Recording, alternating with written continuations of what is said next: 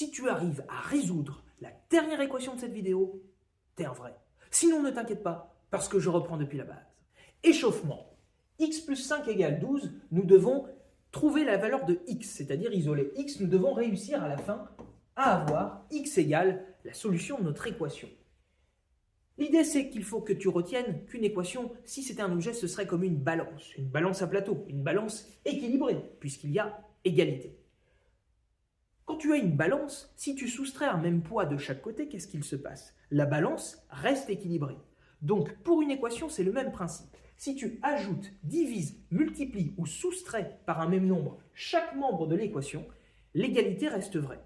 Le but du jeu, c'est de réussir à faire en sorte de faire les bonnes opérations pour que x se retrouve seul.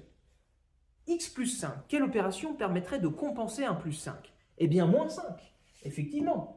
Plus 5 moins 5, ça va faire 0. Mais attention, pour que la balance reste équilibrée, si je soustrais 5 dans le membre de gauche, je dois impérativement soustraire 5 aussi dans le membre de droite. 5 moins 5, ça s'annule, et tu vois finalement notre solution apparaît directement parce que x est égal à 12 moins 5, c'est-à-dire 7. Cette équation a une seule solution qui est le nombre 7. Deuxième équation, 3y égale 8. Cette fois-ci, le nombre à chercher, l'inconnu, 7y. Nous devons faire en sorte de l'isoler. Y est lié ici au nombre 3 qui nous embête par une multiplication. Quelle est l'opération qui va permettre de compenser une multiplication par 3? Réponse, une division par 3. Si je divise par 3 le membre de gauche, alors attention, je m'empresse de diviser aussi par 3 le membre de droite pour conserver l'égalité, qu'est-ce qui se passe? 3 fois 3 divisé par 3, ça se simplifie. Finalement, la solution de notre équation ici est y égale 8 tiers. C'est la solution. On passe à la suite, charge moyenne, on augmente le niveau de difficulté. 2x moins 3 égale 6. On doit trouver la valeur de x. Eh bien, 2x moins 3 égale 6. Quelle opération pourrions-nous faire cette fois-ci pour isoler x? Oh, le x est déjà lié au 2 par une multiplication. La multiplication est prioritaire sous la soustraction. Le 2 et le x sont donc liés de manière plus forte. Il va donc falloir qu'on se débarrasse d'abord du moins 3 qui nous embête, parce qu'à la fin, nous voulons obtenir x seul. Quelle opération pourrait compenser la soustraction par 3? Réponse, addition par 3. Moins 3 plus 3 égale 0. Attention, si j'ajoute 3 au membre de gauche, j'ajoute 3 immédiatement au membre de droite. Qu'est-ce que cela nous donne? Il nous reste dans le membre de gauche 2x, et 6 plus 3, ça fait 9. C'est bien, tu suis. Maintenant, 2x égale 9.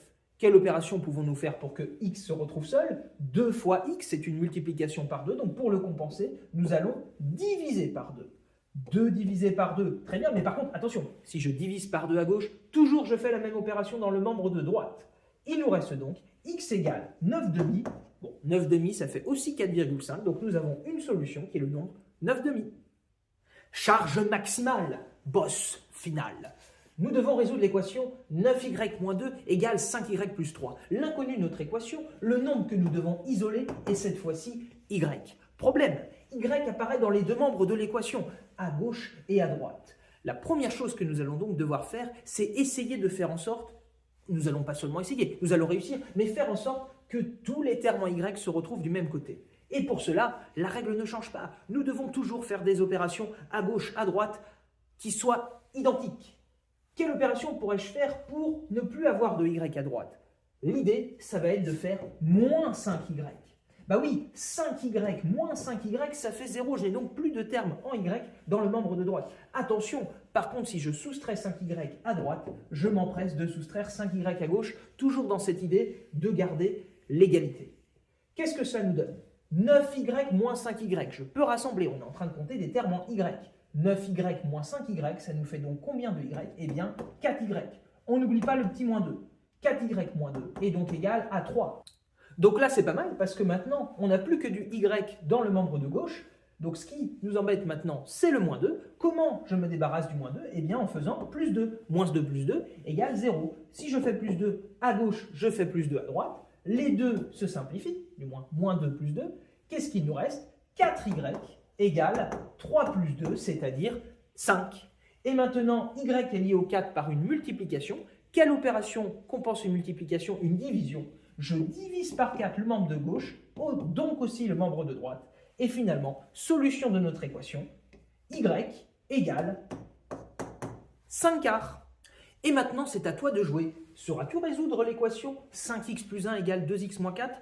Mets la solution dans les commentaires si tu en es capable.